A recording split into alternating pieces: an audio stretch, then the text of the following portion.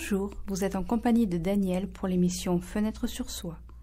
Aujourd'hui, pour m'accompagner tout au long de cette émission, j'ai la chance de recevoir Philippe Monnier, psychothérapeute intégratif, hypnothérapeute, formateur, conférencier. Bonjour Philippe. Bonjour Daniel. Alors aujourd'hui, tu viens parler au micro de Fenêtre sur soi pour un sujet qui n'est pas relativement commun pour le moment, du moins pour nous ici en France. Il s'agit des cercles d'hommes. Oui, tout à fait. Alors, les cercles d'hommes, tu as pris la démarche de lancer ce projet, de proposer des cercles interactifs d'hommes. Alors, c'est un projet qui, pour l'instant, est en cours d'élaboration. Il n'est pas terminé. J'en ai déjà animé et surtout, j'ai été moi-même participant de cercles d'hommes. Et je crois qu'il faut relier tout de suite la question des cercles d'hommes au masculin. C'est-à-dire, les cercles d'hommes concernent les hommes. Alors justement, on va y aller directement au fond de la question, c'est-à-dire, mais qu'est-ce que c'est un cercle d'hommes ? Aujourd'hui, on sait ce que c'est un cercle de femmes. Depuis une dizaine d'années, maintenant, on en voit très facilement. Par contre, le cercle d'hommes, il y a encore un point d'interrogation derrière. Disons que la France est très en retard sur le sujet parce que les groupes d'hommes existent aussi bien aux États-Unis, en Australie que dans des pays européens comme l'Allemagne ou l'Italie ou l'Espagne. Et en France, on est très en retard sur le sujet. Donc un cercle d'hommes, ce sont tout simplement des hommes qui choisissent de se réunir à intervalles réguliers, soit une fois par semaine, tous les 15 jours, voire tous les mois, avec de deux manières possibles. Soit c'est un groupe autogéré, soit c'est un groupe animé par un professionnel qui va servir de facilitateur. Alors ça, il faut le dire, c'est quand même souvent très utile parce que les groupes autogérés, des fois partent en vrille et c'est des fois un peu dommage. Et après, la grande question, c'est qu'est-ce qu'on y fait ? Mais je pense qu'il serait préférable d'abord de revenir, qu'est-ce qui fait que les cercles d'hommes, au fond, sont devenus, pas une nécessité, mais sont très utiles. Déjà, si les cercles de femmes se sont développés, c'est parce que entre guillemets, la sororité est vécue comme normale. Donc que des femmes se réunissent, ça ne pose problème à personne. Que des hommes se réunissent pour parler autre chose que de football, de voiture ou de boulot, ça c'est déjà beaucoup moins courant. Et du coup, la démarche, si elle n'est pas bien expliquée, peut paraître surprenante, voire incompréhensible. Mais dans cette incompréhension, qu'est-ce qui fait que sociétalement, on a un regard si sévère sur l'homme en général ? Ah mais ça c'est la culture patriarcale et c'est justement les cercles d'hommes en fait se sont développés en premier lieu aux États-Unis et dans l'Europe du Nord où le mouvement de libération de la femme a été le plus important. Donc les cercles d'hommes c'était une remise en cause du patriarcat. La remise en cause du patriarcat a commencé au début des années 70 par les féministes. Et avec notamment le livre de Kate Millett, La politique du mal, qui a remis d'une façon assez frontale et brutale le patriarcat en question. Et du coup, le mouvement d'émancipation de la femme depuis 50 ans, oblige d'une certaine manière les hommes à se repositionner parce qu'ils ont perdu leurs 3 rôles principaux de nourricier, de chef de famille et de protecteur. La femme ayant évolué, l'homme, lui, n'a pas fait ce travail. C'est-à-dire qu'il est aujourd'hui, et on le voit dans beaucoup de situations où en fait l'homme est en retrait. Alors je dis pas que les cercles d'hommes sont une réponse universelle et unique, mais c'est un bon moyen de se réconcilier avec un masculin un peu moins agressif et un peu plus ouvert aux autres. Parlons-en du masculin. Comment est-ce qu'on peut réussir à le définir aujourd'hui ? Oula, alors ça je pense que je vais pas rentrer dans ce débat-là, surtout qu'on est pollué par les questions de genre, si je peux me permettre de penser ça. Disons que les cercles d'hommes sont ouverts à tous les adultes de sexe masculin. Pour l'instant, il y a des fois des cercles pour les jeunes, mais c'est encore autre chose. Là, le public, c'est des publics adultes et il n'y a pas d'autres conditions que ça. Est-ce qu'on peut dire que du coup, les hommes qui participent à ces cercles d'hommes, ce sont des hommes qui ont fait la paix avec leur part féminine en eux? Ah, pas du tout. Ce sont plutôt des hommes qui cherchent à être en paix avec eux-mêmes et à se réconcilier avec cette part de soi. Mais là, c'est pas seulement la part féminine.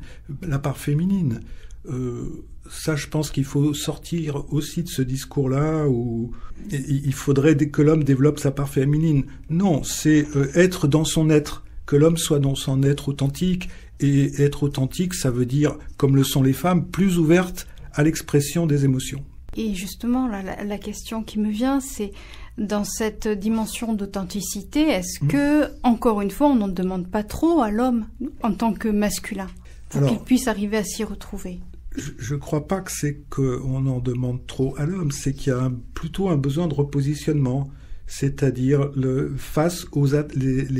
la femme n'est plus dans cette position où elle était dépendante de l'homme. Ça, c'était la première chose qu'a dit Simone de Beauvoir. Il faut que la femme conquiert son indépendance économique. Aujourd'hui, les femmes ont cette indépendance économique et donc ne dépendent plus de l'homme d'un point de vue financier. Ça veut dire quoi, tout simplement? Que quand la relation n'est pas bonne, elles peuvent se séparer. Ce qui était autrefois très compliqué, sauf si on avait de gros moyens financiers. Donc c'est un peu l'homme en quête de sa nouvelle place qu'il doit occuper dans cette société moderne où l'égalité homme-femme finalement serait là, mais l'homme il est un peu perdu dans ce concept. D'autant plus que cette égalité, elle n'est pas tant que ça là. Il suffit de voir au niveau de l'inégalité salariale ou vis-à-vis de la retraite, de la réforme des retraites qui désavantage une fois encore les femmes. On est vraiment loin d'une équité encore qui nous mettrait chacun, on va dire homme ou femme, sur la même position, au même niveau. Et avoir à faire aussi, quelque part, alors excusez-moi de ce cliché, mais aux mêmes tâches à faire dans le quotidien aussi. Il y a ça aussi qui est posé un peu comme question sous-jacente, en delà des grandes idées fondamentales. Oui, ça c'est la demande de la femme, effectivement, d'une plus grande égalité au niveau du partage. Mais pour répondre aussi à la question de la pression à laquelle les hommes sont confrontés, eh bien, ils sont surtout confrontés à la pression de cette virilité patriarcale qu'on enseigne en fait à l'enfant dès l'enfance. La notion de virilité patriarcale, elle est liée à 4 points. Elle est basée sur un rapport dominant-dominé. Et ça, l'enfant l'apprend dès l'école. Il y a les gagnants et il y a les perdants. Aux gagnants, les honneurs, aux vaincus, la misère. Ensuite, dans la virilité masculine, il y a le fantasme de toute puissance. Il faut être meilleur que les autres. Et puis, du coup, il y a le 3e point, c'est la compétition et la performance. Or, on voit que déjà ces 3 premiers points, on les retrouve entièrement dans le modèle économique néolibéral. Et c'est ça qui amène une souffrance pour tout le monde d'ailleurs, parce que ça amène une destruction de la planète sur laquelle nous sommes, et où l'homme ne travaille pas vers son bonheur, mais vers du toujours plus. Et c'est aussi pour ça, du coup, qu'il y a tant de souffrance aujourd'hui dans le monde du travail. La notion de souffrance au travail est apparue avec la mondialisation. Et moi-même, en tant que formateur en management et communication, j'ai vu, depuis les années 2000, la pression sur les salariés augmenter et le mal-être au travail qui s'intensifiait avec les modes de management qui s'internationalisent. Toujours plus de pression, faut être toujours plus performant, et ça amène un épuisement de l'individu. Voilà, donc les hommes sont confrontés beaucoup à ça, et du coup ça a des conséquences évidemment sur la vie de famille et de couple, parce qu'un homme qui rentre épuisé du travail, il n'est pas disponible pour sa famille. Mais là, on retourne quand même dans une réflexion de patriarcat, c'est-à-dire... Ah, mais complètement. Mais c'est pour ça que les cercles d'hommes sont une réponse, parce qu'ils aident à se poser les bonnes questions. Est-ce que je suis heureux dans mon travail ? Est-ce que je mène la vie que je souhaite mener ? Est-ce que j'arrive à m'affirmer, alors aussi bien vis-à-vis de mes chefs que de mes parents, ou de mes enfants, ou de ma compagne ? On touche les questions qui sont importantes pour tout être humain, et que, en réalité, en dehors, où peut-on se poser toutes ces questions en dehors des cercles d'hommes ? Oui, en effet, c'est-à-dire que dans le cercle familial immédiat, c'est toujours difficile de pouvoir avoir un interlocuteur quand on est dans ces questionnements-là. De quelle manière on arrive à introduire un cercle d'hommes justement dans une population où c'est difficile de communiquer ? Oh, alors là, soit on pourrait dire, s'il s'agit de se faire connaître, tout simplement, de faire connaître la proposition et des fois d'être un peu patient. Moi, je suis pas dans une démarche marketing à utiliser tous les canaux possibles, mais bon, j'ai une clientèle dans laquelle il y a aussi des hommes, j'en ai déjà pas mal parlé, mais il faut du temps pour que ça se mette en place. Et alors, une réunion, un cercle d'hommes, Comment ça se passe concrètement? Là, moi, j'arrive sur premier jour. Comment va se dérouler ma première heure, l'heure à venir? Alors déjà, il n'y a pas de démarrage individuel. L'idée, c'est de démarrer avec un groupe constitué. L'idée, c'est qu'il y ait une dynamique de groupe aussi. Donc il ne faut pas que le groupe soit trop petit au départ. Il ne faut pas qu'il soit trop gros non plus. Mais l'idéal pour un démarrage, c'est qu'il y ait 6-8 personnes. Et après, ça peut monter à 10-12, mais pas plus non plus. Donc après, chaque animateur, enfin, dans le cas où c'est géré par un animateur, il y a plusieurs cas de figure possibles. Certains travaillent avec le bâton de parole, c'est-à-dire que chacun prend la parole à tour de rôle. Mais ce qui me semble plus intéressant, par exemple, c'est même dans un groupe de 6-8 personnes, c'est de faire le tour un petit peu de ce dont chacun a envie de parler, et puis qui aura la priorité ce soir. Et là, on rentre déjà dans des thématiques sensibles. Est-ce que je suis prêt à laisser la parole à un de mes collègues parce que je sens que c'est vraiment important pour lui? C'est une possibilité. On peut aussi faire des soirées à thème, puisque souvent c'est quand même le soir que ça se passe. Par exemple, moi et papa, c'est un grand sujet pour les hommes, la relation au père. Sachant que beaucoup de pères sont absents et que l'être humain, enfin le garçon, construit sa masculinité dans le rapport au père. Or, le père est absent, il est au boulot, il est fatigué quand il rentre, c'est-à-dire que soit il est absent physiquement, soit il est absent mentalement. Et d'autre part, dans le système éducatif français, 80% des enseignants sont des femmes. Alors, comment le garçon va-t-il construire sa masculinité? Aujourd'hui, on le voit dans les très jeunes générations, ils ne la construisent pas. Et je vous en donne un exemple. Un jeune de 19 ans, là, me disait, mais qui aimerait bien se trouver une copine, il me dit, mais je peux pas aborder une fille, elle va me traiter d'agresseur. Oui, il y a un regard extrêmement limitant aussi dans le rapport à soi, oui. Un manque de confiance aussi, c'est ça? Alors, le manque de confiance, ça c'est différent, parce que vous avez des hommes qui peuvent avoir une bonne confiance en eux et d'autres pas du tout. Évidemment, quand dans le monde dans lequel nous vivons, le manque de confiance en soi, par exemple dans le travail, est un handicap. Parce qu'il y a une nécessité d'affirmation de soi dans le travail. Et si on n'en est pas capable, ça complique les choses. Mais c'est vrai aussi dans la vie personnelle. Et aujourd'hui, on est quand même dans une époque où la quête de l'identité est devenue multiple. On le voit bien avec toute l'humanité un peu transgenre qui est en train de se transformer et de chercher, d'être perdue dans cette quête d'identité sexuelle. C'est quoi le masculin aujourd'hui, quoi, en fait? C'est vraiment la question que je me pose. Excusez-moi encore, j'ai encore du mal à comprendre, moi, là, personnellement. On a entendu beaucoup d'émissions qui nous parlent du féminin. Le masculin, aujourd'hui, qu'est-ce que c'est, quoi, en fait? Pour commencer, c'est un être humain de sexe masculin. Je pense qu'il faut quand même reposer les bases. Cet être humain de sexe masculin, est-ce qu'il est bien dans son masculin, par exemple, hétérosexuel, et est-ce qu'il est bien dans son masculin homosexuel ou transgenre? On reste simplement sur l'être humain de sexe masculin. Donc l'être humain, les cercles d'hommes, de ce point de vue-là, sont ouverts à tout homme, quelle que soit son identité sexuelle. Voilà. Même à une femme qui décide d'être un homme dans sa tête? Alors ça, j'ai pas eu ce cas-là encore. Là, je verrai ça le moment venu. Enfin, c'est une bonne question, mais là, j'ai pas la réponse pour le moment. Dans ces concepts de masculin, féminin, on décide que c'est les femmes qui sont en capacité d'émotion, et que nous, les hommes, on n'en est pas capables. Pourtant, c'est quand même beaucoup de grandes œuvres, qu'elles soient musicales, qu'elles soient littéraires ou artistiques, qui sont quand même la concrétisation d'une émotion, sont quand même à l'origine des hommes. Bien évidemment que les hommes sont tout autant capables d'émotions que les femmes. Simplement, il y a une répression des sentiments dans l'éducation de l'enfant. Tous les garçons ont entendu des phrases « pleure pas, sinon tu seras jamais un homme » et « serre les dents, si c'est un problème, c'est pas grave ». Voilà, donc ce sont des injonctions parentales ou éducatives qui s'inscrivent dans le cerveau du garçon et dont d'ailleurs souvent on n'est pas conscient. On découvre plus tard qu'on a subi un modèle éducatif répressif et qui fait quand même, puisque dans mon cabinet de thérapie, je le vois beaucoup, que énormément de femmes se plaignent que leurs hommes sont des taiseux et qu'ils ne savent pas dire quand ils vont mal, par exemple. Une femme va voir son mari qui va mal. Ça se voit, c'est visible comme le nez au bout de la figure. Et la femme va demander à son mari « Comment tu vas ?» et l'homme va répondre « Très bien ». Parce qu'il y a une difficulté, et d'ailleurs il y a une étude anglaise qui est parue récemment, qui s'est interrogée sur qu'est-ce qui fait que les hommes vont chez le médecin en général quand il est trop tard ou sous la pression de leur femme.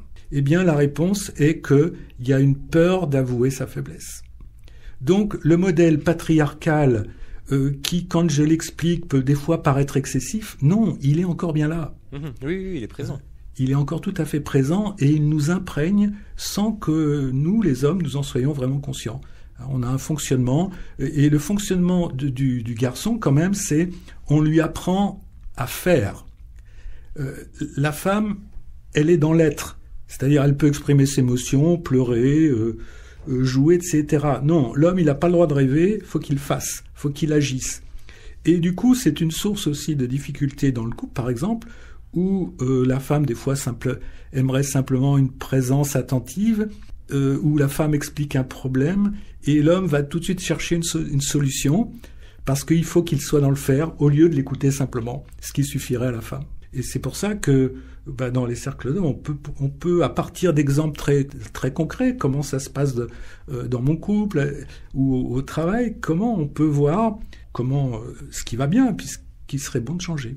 Et je vais rebondir un petit peu sur ce que tu disais au niveau du comportement d'être taiseux ou un peu moins. De quelle manière finalement l'homme, puisqu'on va le définir comme tel, va réussir à franchir le pas vers un cercle d'hommes, un groupe d'hommes dans la communication, si déjà c'est difficile pour lui de communiquer? Est-ce qu'il n'est pas nécessaire déjà d'être dans une démarche d'introspection ou thérapeutique ou autre, ou au contraire c'est un petit peu dire bon, on y va, on tente, on parle, tant mieux, on parle pas, bon ben c'est pas grave, ce sera la prochaine fois?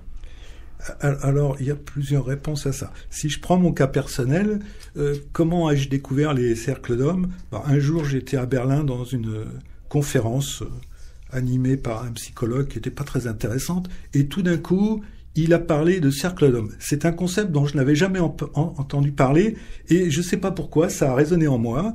J'ai été voir le conférencier à la fin de la conférence, et voilà. Et ensuite, je suis rentré dans un cercle d'hommes. Ça a été une espèce de, quelque chose auquel je m'attendais pas du tout. Ceci dit, en règle générale, ce qui se passe plutôt, c'est que les hommes sont déjà dans une démarche un peu d'introspection et cherchent une porte de sortie. Et c'est sûr qu'il y a aussi des hommes qui se posent pas du tout de questions et qui veulent pas entendre parler de ça. D'ailleurs, c'est une question importante parce que en thérapie, par exemple en psychothérapie, encore aujourd'hui, 70 à 80% de la clientèle est féminine. Alors, est-ce que ça veut dire que les hommes n'ont pas de problème? Non. Simplement avouer ses faiblesses, ou comme je l'entends encore aujourd'hui, même dans les jeunes générations, où la femme propose à son conjoint de venir, par exemple, en thérapie de couple, et l'homme répond « non, je suis pas fou ». Alors, oui, il y a une image assez restrictive de la notion de thérapie. Ben oui, mais qui n'est plus d'actualité, puisque on vit dans une situation compliquée, et le thérapeute, il est là pour aider, soutenir, et surtout proposer des pistes de réflexion et d'action. Et de ce point de vue-là, d'ailleurs, les cercles d'hommes, moi j'ai trouvé ça génial, et je le trouve encore génial, parce que la plupart des hommes sont enfermés avec leurs difficultés, et des fois tournent des années en rond tout seuls dans leur coin. Et puis d'un seul coup, ils vont dans un cercle d'hommes, ils expliquent une situation qui est un peu compliquée pour eux, et d'un seul coup, il y a 10 points de vue qui émergent différents. Donc ça amène une ouverture d'esprit extraordinaire. Et j'ai vu personnellement des hommes, en une séance, régler des problèmes qui traînaient depuis 10 ans. Parce que d'un seul coup, il y avait des choses auxquelles ils n'avaient jamais pensé.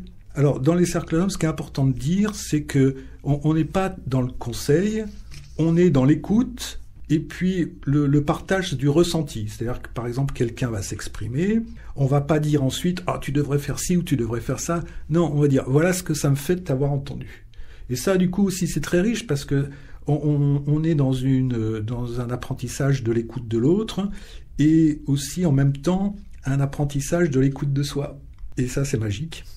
Oui, c'est arriver à finalement écouter ses émotions pour pouvoir peut-être soit les communiquer ou déjà du moins les ressentir en premier lieu. Oui, c'est ça. Et puis du coup sortir de cette solitude quand même dans dans lequel les hommes sont enfermés à cause de cette éducation patriarcale. Déjà en 1835, Stendhal écrit dans sa vie d'Henri Brulard « À quel ami ai-je jamais dit un mot de mes chagrins d'amour ?» Alors, si à travers l'histoire, aujourd'hui, on a des cercles de femmes qui sont apparus à cause de l'activité des hommes qui les ont obligés à se réunir, ce qui oblige aujourd'hui la création de cercles d'hommes pour évoluer. Et demain, quand est-ce que ces deux cercles vont se recroiser ? Oh, je sais pas, je peux pas répondre non plus à ça. L'être humain est en devenir, par définition. Comme je l'ai dit tout à l'heure, il y a eu un mouvement d'émancipation de la femme depuis 50 ans, qui en fait fait que les hommes, et ça c'est pas seulement moi qui le dis, ce sont tous les sociologues qui travaillent sur l'avenir du couple et de la famille, le constat est le même partout en Europe. L'homme est aujourd'hui en retrait, c'est-à-dire que c'est la femme qui est sur le devant de la scène, qui par exemple dans la famille prend les décisions. Pour donner juste un exemple aussi, une agence de voyage a fait récemment une étude qui décide des vacances. Dans 80% des cas, c'est la femme. Ça engendre plein de conséquences, parce que ça veut dire si la femme n'organisait pas les vacances, qu'est-ce qui se passerait ? Je pense que tout le monde resterait à la maison. Ça illustre une grande phrase, il y a toujours une femme derrière les grands hommes. Oui, bien sûr. Alors, encore un petit mot sur ce modèle patriarcal. Déjà, au milieu des années 70, un scientifique qui s'appelait Henri Laborit écrivait « Certains dont je suis en ont un jour assez de ne connaître l'autre que dans la lutte pour la promotion sociale et la recherche de dominance. Dans notre monde, ce ne sont pas des hommes que vous rencontrez, le plus souvent, mais des agents de production, des professionnels. Ils ne voient pas non plus l'homme, mais le concurrent. Et dès que votre espace gratifiant entre en action avec le leur, ils vont tenter de prendre le dessus et de vous soumettre. » C'est explicite. Et en quelques mots, qu'est-ce qu'on pourrait dire à tous ces hommes qui peuvent nous écouter, là en ce moment sur les ondes, mais également ailleurs, qu'est-ce qu'on pourrait leur dire ? Déjà, ils peuvent m'appeler, discuter avec moi, en sachant que la discussion n'engage à rien. Et que justement, l'idée, c'est de dédramatiser ça. Il n'y a pas de danger à aller dans un cercle d'hommes. Il n'y a que du plus. Il n'y a que du positif. C'est un petit peu comme les cercles de femmes où on va parler de sororité. Est-ce que là, on va parler de fraternité ? Alors, la fraternité, je pense que c'est un concept un peu idéaliste que moi, j'aime pas trop utiliser. Mais c'est comment découvrir aussi dans les cercles d'hommes cette énergie masculine qui peut être extrêmement nourrissante et qu'on peut partager ensemble. Alors ça, c'est quelque chose de chouette aussi. Et ce sentiment de ne plus être seul, qui est aussi... Alors, je veux dire, c'est pas que les hommes vivent seuls, ils vivent en famille, etc. Mais dans leur tête, il y a une espèce de solitude qui est là. Et alors, moi j'ai une question, oui. Du coup, si on a beaucoup parlé de la masculinité, c'est vous qui avez prononcé le mot, de cette énergie masculine. Oui. Et est-ce que vous pourriez me la décrire, cette énergie masculine ? Si on peut décrire l'énergie féminine, on en a beaucoup parlé dans cette émission, dans Fenêtre sur Soi. Mais l'énergie masculine, comment on pourrait en parler ? C'est quelque chose que... Alors, moi, décrire une énergie, je sais pas, je peux décrire le ressenti. C'est un ressenti chaleureux. On se sent bien, c'est-à-dire on n'est plus dans la peur de l'autre, on est dans une relation, on pourrait dire affectueuse avec l'autre, chaleureuse, affectueuse, où justement la rivalité se transforme en coopération. On se sent en lien avec les hommes et non plus dressés l'un contre l'autre. Et ça, c'est un très beau sentiment à éprouver, ça. J'imagine. Arrêtez-moi si je me trompe, mais c'est un petit peu comme si de la masculinité jusqu'à aujourd'hui, on l'avait connoté juste dans le terme virilité. Et aujourd'hui, on essaye un petit peu de l'enlever, ce terme, pour y apposer d'autres informations qu'un homme en tant que tel, quelle que soit sa sexualité. C'est ça aussi qui est important, que qui dit masculinité ne dit pas sexualité forcément. Ah ben tout à fait. C'est là où c'est important, c'est de pouvoir apporter l'information différente en sortant de la compétition et de la virilité exclusive, comme on l'a dit depuis le début, très patriarcale. Oui, c'est ça. Et c'est justement, par exemple, cette peur de l'homosexualité, eh bien, elle disparaît très vite dans les cercles d'hommes, parce que c'est pas le sujet. Chacun est accueilli tel qu'il est. Et comme toujours, souvent la peur de l'homosexualité, c'est la peur de l'inconnu aussi, et l'inconnu fait peur. Donc voilà, dans les groupes cercle d'hommes, il y a des homos, il y a des hétéros, et c'est pas ça le problème en fait du tout. Et oui, non, c'est pas ça la question. Ouais. Non, la question c'est de quoi j'ai envie de parler et qu'est-ce qui se passe à l'intérieur de moi. Quelles sont ces difficultés de vie qui font que je suis là en ce moment, qu'on le retrouve dans les cercles de femmes également. C'est ce que tu disais tout à l'heure, William, c'est à quand finalement, même si la réponse est assez utopique pour le moment, et à quand ces réunions de deux entités dans une vraie communication? J'ai envie de dire, ça peut être rapide, ne serait-ce que dans le couple. Alors, enfin, par exemple, j'ai été 4 ans en Allemagne moi-même dans un cercle d'hommes, et c'est souvent les conjointes qui rapportent que la relation s'est améliorée. Voilà, que l'homme est plus à l'écoute, ou plus ouvert, ou plus davantage force de proposition, qu'il exprime ses souhaits alors qu'avant il ne les exprimait pas. Donc le résultat, oui, peut être assez rapide là, de ce côté-là. Et le principe, c'est que quand on est en paix avec soi-même, on amène de la paix autour de soi. Et pour moi, ça, c'est la thématique numéro 1 dans les cercles d'hommes, c'est être en paix avec soi-même. Parce que, regardez, en France, il y a une femme qui meurt tous les 3 jours sous les coups de son conjoint. Est-ce que ce sont des hommes en paix, ça? Non, c'est impossible. Donc, comme il y a la virilité, ce qui est important à comprendre, je ne l'ai pas dit tout à l'heure, c'est qu'elle ne fonctionne, enfin cette virilité patriarcale, elle ne fonctionne que dans le déni du ressenti. Et c'est ce qui explique cette violence, parce que du coup, c'est le seul ressenti qu'on peut exprimer, c'est l'agressivité et la violence. Comment expliquer que 96% de la population carcérale soit masculine? Ce sont des questions que malheureusement on ne se pose pas assez, ça. Je voudrais juste rebondir sur ce que tu disais précédemment, le fait que ce soit les femmes qui introduisent finalement ou qui induisent cette participation à des cercles d'hommes pour leurs compagnons. Qu'en est-il des personnes qui vivent seules? Alors, moi, ce que j'observe simplement, c'est que souvent, les hommes qui viennent soit en thérapie, soit qui sont intéressés par un cercle d'hommes, c'est suite à une séparation amoureuse. Parce qu'il y a une espèce de... même si les hommes ne savent pas toujours, pas souvent exprimer leurs émotions, ils tiennent en général quand même souvent à leur partenaire. Et quand celle-ci part, évidemment, c'est pas sans raison, mais il y a aussi un déni de la rupture chez les hommes. C'est-à-dire souvent les femmes, avant la rupture, vont envoyer des messages en disant là, attention, attention. Et les hommes les sous-estiment ou les relativisent, ce qui fait que le jour où la femme dit « bon, là, j'en peux plus, je m'en vais », eh bien, l'homme se retrouve devant un grand vide. Et du coup, c'est là où ils vont chercher de l'aide. Alors, du coup, les célibataires peuvent être aussi dans cette même démarche de se dire comment il y a peut-être quelque chose à changer en moi. Enfin, là, tous les cas de figure sont possibles. Aujourd'hui, en France, il existe beaucoup de cercles d'hommes?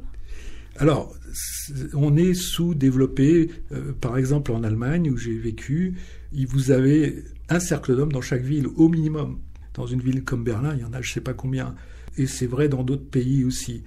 En France, c'est Guy Corneau, un psychanalyste canadien, qui a, dans les années 80, développé le mouvement Réseau Homme dans l'espace francophone, mais qui est resté confidentiel en fait. Il y a d'autres projets, le Mankind Projet aussi, des choses comme ça, mais d'une manière générale, non, ça reste difficile pour les hommes qui sont intéressés de trouver quelque chose dans le coin. Bon, nous arrivons déjà au terme de cette émission. Philippe, donc tu as lancé ce projet de cercle d'hommes.